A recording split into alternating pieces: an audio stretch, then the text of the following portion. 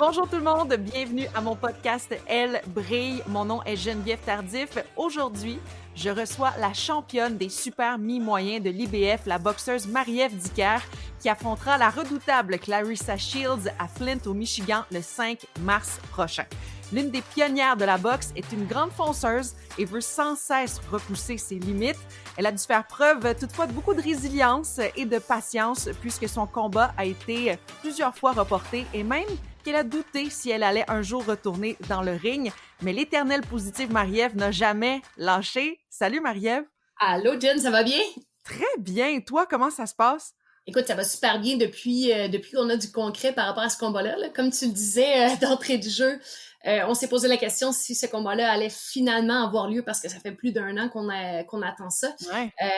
Mais bref, là, en ce moment, on a quelque chose de concret. On a un objectif qui est dans pas si longtemps que ça, donc ça va super bien. Justement, j'ai lu et j'ai cru sentir aussi que tu étais une grande impatience. On se ressemble là-dessus. Écoute, grande impatiente, c'est même pas le mot. Ah ouais, hein? Ah non, Non plus. zéro patience. Je déteste attendre. Moi, je provoque les choses, là. Fait que si ça bouge pas assez vite, là, je vais essayer à gauche puis à droite, là, de m'arranger pour que ça finisse par débloquer. Puis là, dans ce cas-ci, j'avais beau faire n'importe quoi puis ça débloquait jamais, là. Donc, oui, I feel you. Ah mon Dieu, quelle a été ta réaction lorsque le combat était confirmé enfin? En fait, j'y croyais pas. Puis, j'avais vraiment une réaction très neutre parce que on avait pris la décision, mon équipe et moi, de passer à un autre appel, c'est-à-dire de regarder vers un autre adversaire puis de mettre de côté ce combat-là parce que la faisabilité semblait être vraiment compliquée. Donc, on était à un point où on réalisait que attendre après ce combat-là commençait à être plus négatif pour ma carrière que positif. Il faut pas se le cacher, j'ai 34 ans, donc j'ai un petit peu moins en avant de moi que j'en ai de fait. Donc, on voulait pas être encore inactif pendant une longue période de temps. Donc, on avait décidé de passer à un autre appel puis de juste de décider d'aller vers un autre adversaire. Puis, ça l'a comme relancé les négociations. Donc, quand ils vont m'appeler pour me dire, Marie-Ève, c'est conclu, on a un deal, ben, j'ai fait comme, ah, cool. Et c'était vraiment, c'était très nerd, là, comme réaction. Puis là, je suis arrivée au gym, puis mon entraîneur et moi, les deux, on était là, puis c'était, ah, ouais, ben, on le croira quand on aura signé le contrat. Puis une fois que j'ai signé le contrat, ben là, on s'est dit, c'est pas le premier contrat qu'on signe, donc pour nous, c'est pas plus concret. Ça commençait à être vraiment concret là, dans la tournée médiatique, parce que là, je me suis comme laissée embarquer par la vague, moi aussi. Puis là, j'étais vraiment heureuse. Tu te bats à Flint, au Michigan, qui est la ville natale de Shields. Première fois que tu te bats à l'étranger. Claressa Shields, elle est jeune, 10 victoires, aucune défaite. Qu'est-ce que tu dis aux gens là, qui ont peur pour toi, qui croient que c'est perdu d'avance? Ben, pour moi, ça fait juste me donner une énergie supplémentaire. C'est comme de jeter un petit peu de l'huile sur le feu. Ça me fait un peu penser au feeling de quand on était jeune, puis on disait, Marie-Ève, t'es pas game. Ça, vous avez pas imaginé, vous pouvez pas imaginer le courage que ça me donnait. Pas toujours dans le bon sens, parce que ça me faisait faire des niaiseries. Mais quand on me disait, Marie-Ève, t'es pas game de faire ça, ça me donne des ailes. Puis lorsque les gens disent, Marie-Ève, Shields est trop forte pour toi, on croit pas vraiment en tes chances, c'est un petit peu comme si les gens me disaient, Marie-Ève, t'es pas game. Et ça, ben, ça me fait juste me donner encore plus d'énergie. Puis t'aimes pas perdre, hein? À zéro. Mais je m'en viens meilleur, mais quand ça compte pour de vrai, c'est inacceptable pour moi de perdre. Oh boy! Puis là, tu vois, j'ai entendu que tu voyais des failles. Quelles sont ces failles? Ben, c'est sûr qu'au niveau stratégique, on va pas révéler tous les trucs, mais Non. plus on la regarde, plus on est en mesure d'analyser ses failles. On est capable de reconnaître ses forces aussi. C'est une fille qui est extrêmement explosive, très spectaculaire, une vitesse d'exécution incroyable, mais elle a des failles et c'est vraiment là-dessus qu'on va capitaliser le 5 mars. Mm-hmm. Tu t'entraînes comment pour ce combat-là? Qu'est-ce que tu avais à travailler? Je m'entraîne très fort, mais je dirais que en ce moment, la priorité, c'est vraiment de peaufiner les derniers détails, là, de peaufiner les dernières choses en lien avec la stratégie parce que reste que ça fait 1 an qu'on s'entraîne pour ce combat-là. Donc, le travail majoritairement est fait. Donc, on peaufine les derniers détails, mais surtout, on s'occupe de bien récupérer et d'arriver 100% en forme et en santé pour ce combat-là. La petite Marie-Ève Dicker, là, Ouais. elle était comment? Tannante, Ça mais m'étonne pas. Ben, en fait, pas de tannante, vraiment. J'étais vraiment une enfant qui aimait bouger. J'étais limite hyperactive.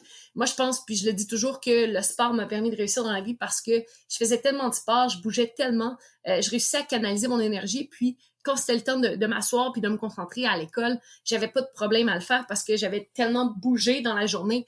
Mais j'étais compétitive, passionnée. Je suis encore dans le même vibe. Moi, c'était tout ou rien. Puis j'étais comme ça quand j'étais jeune et j'étais aussi très mauvaise perdante, peut-être même plus que maintenant, Oh là. my God! Puis Ouais. tout a commencé avec les Tortues Ninja et moi, mon préféré, c'était Raphaël. C'est là encore aujourd'hui. Ben, tu vois, moi aussi, mon préféré quand j'étais jeune, c'était Raphaël parce que j'aimais vraiment le rouge. Ah! Puis, en vieillissant, je me suis mis à aimer plus Michelangelo parce que je le trouvais plus drôle. Puis, j'ai même appelé mon chien Mikey, Ben non! en l'honneur de Michelangelo. Ouais, ouais, ouais. Mon Golden Retriever, ben, il est décédé il y a pas longtemps, mais il avait Ah! 13 ans. Puis, je l'ai appelé Mikey. Ah, mais je suis désolée, mes condoléances pour ton Merci chien. beaucoup. Le karaté, ça fait partie de ta vie, évidemment. Est-ce que tu as regardé un peu de Netflix, la nouvelle série de Karate Kid?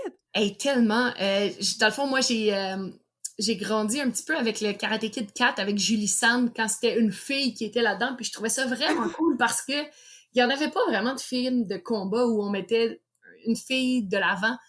Donc Hein? ça, pour moi, c'était comme super inspirant. Même que j'aimais bien plus Julie Sand que Daniel Sand. Mais oui, bien sûr, j'ai regardé les nouveaux Cobra Kai. Ça a été, je pense que, tu sais, je dois dire, succès à l'équipe de Cobra Kai parce qu'ils ont été en mesure d'aller chercher la nostalgie de Karate Kid avec les mêmes vieux personnages, mais sans tomber dans une histoire qui se répétait. Fait que je trouvais ça bien cool. Ah, ben moi aussi, en tout cas, on les a toutes écoutées à la maison. Ça a été du bon divertissement, disons. Oui. Euh, Quand tu repenses à tout ton chemin parcouru, tu penses à quoi en premier? C'est quoi qui te vient en tête?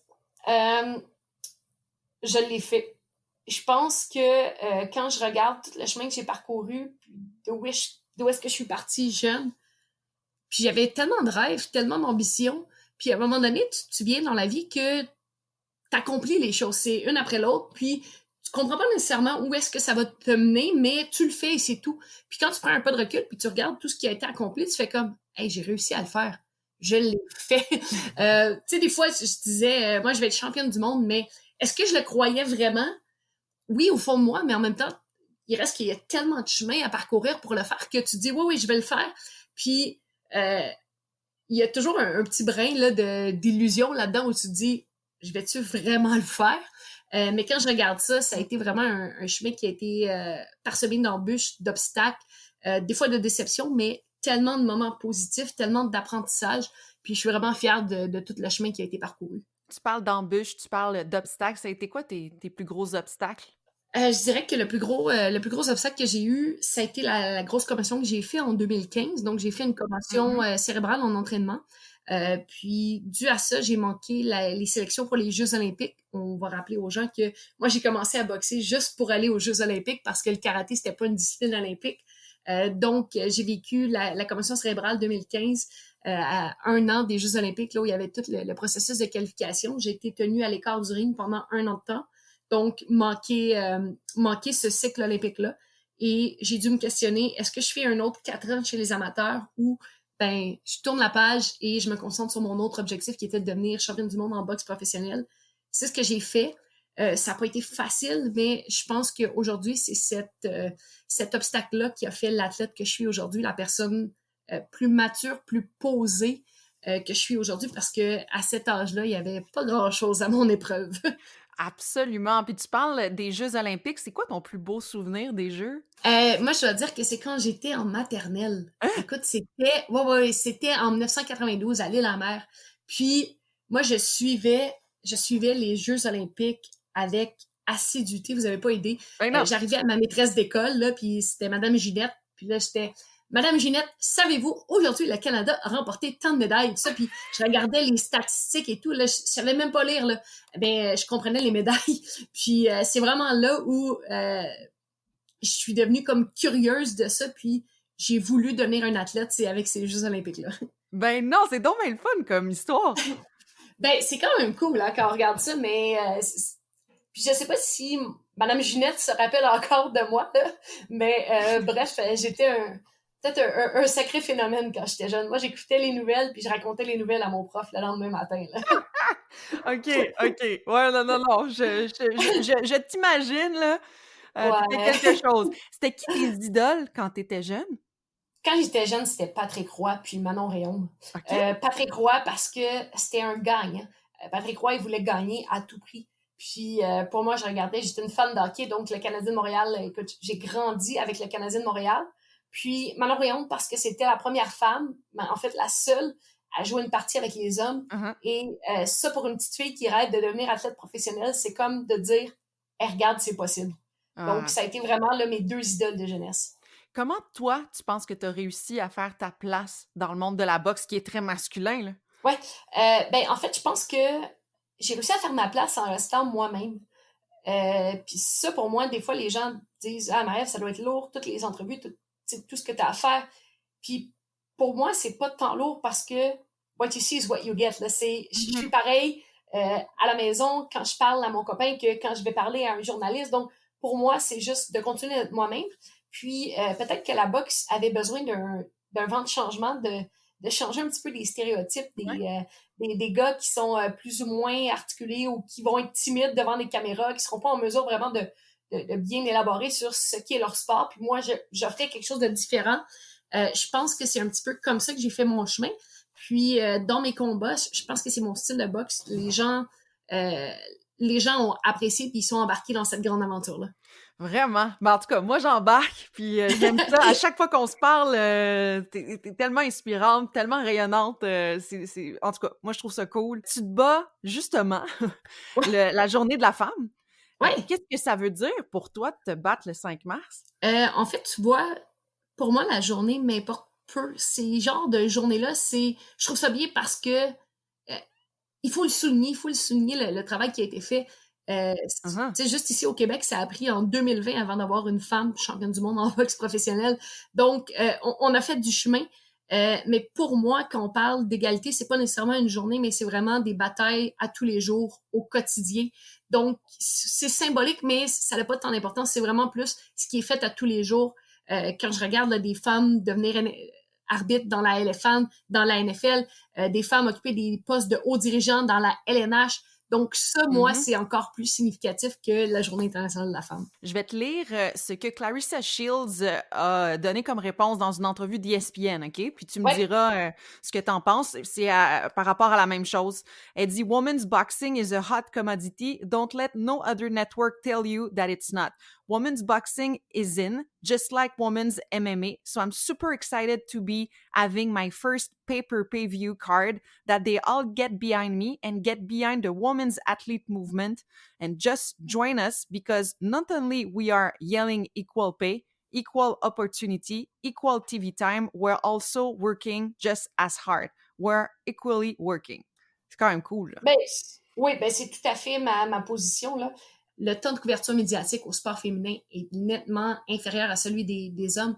Quatre Et pour cent, 4%, c'est pas beaucoup. 4% sur les réseaux de télé, là, c'est pas beaucoup. Donc, c'est sûr que quand il y a 4% du temps d'antenne qui est accordé, ben, on va pas chercher des nouveaux fans, des nouveaux mordus de ces sports-là parce qu'on n'en présente pas.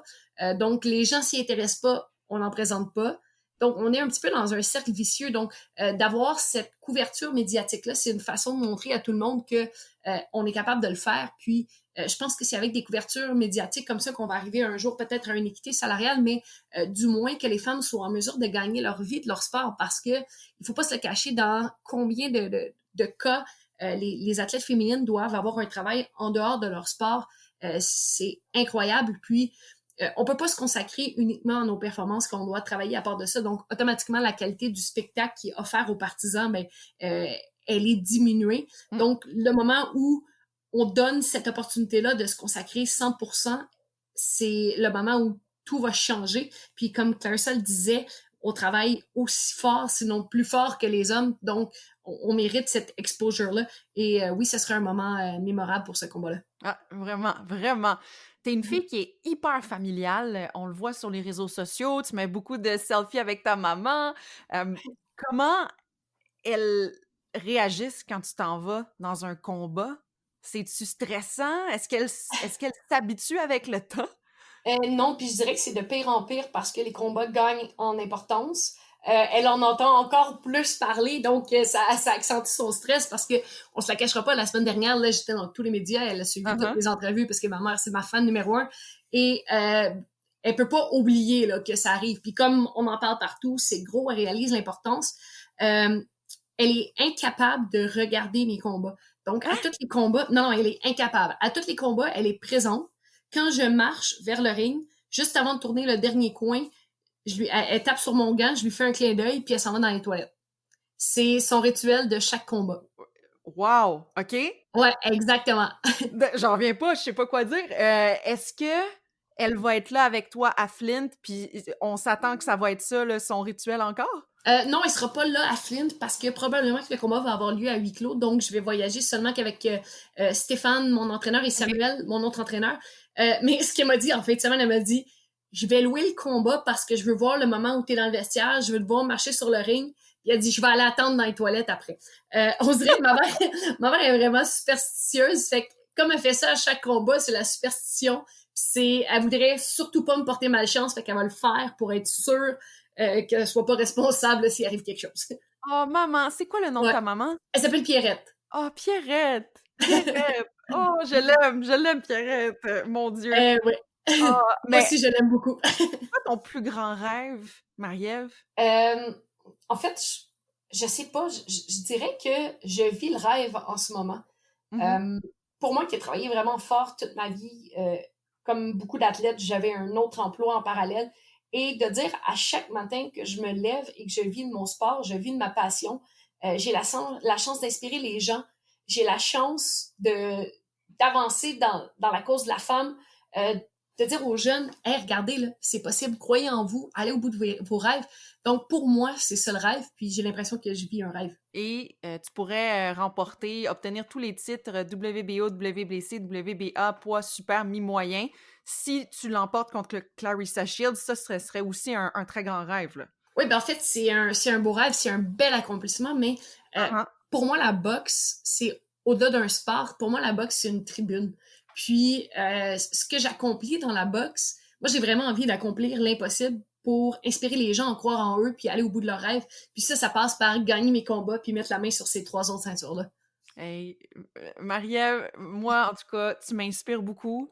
Je te remercie d'avoir accepté mon invitation. Elle brille, ben toi, tu brilles de 1000 feux et on va regarder ton combat le 5 mars prochain. Je vais pas le regarder dans les toilettes, je vais le regarder Hey, merci beaucoup. Puis, je vais être un peu kitsch, là, mais je vais dire félicitations pour ton beau programme. Honnêtement, c'est vraiment super là, de mettre en avant-scène les femmes dans le sport. Puis, j'adore le nom Elle brille, c'est tout à fait approprié. Donc, chapeau à toi. Merci beaucoup. Un plaisir. Bye, Jen. Wow! Quelle belle entrevue avec Marie-Ève Dicker. Je sais pas c'est quoi votre meilleur moment de l'entrevue, mais moi, j'en ai eu tellement plusieurs. Merci encore à elle, c'est un vrai rayon de soleil. Merci beaucoup. Et j'espère que vous allez l'encourager comme moi le 5 mars prochain lors de son combat contre Claressa Shields. La semaine prochaine, je vous parlais de cet arbitre de softball. Eh bien, c'est le moment, mardi prochain. Merci d'avoir été là. À la semaine prochaine. Bye!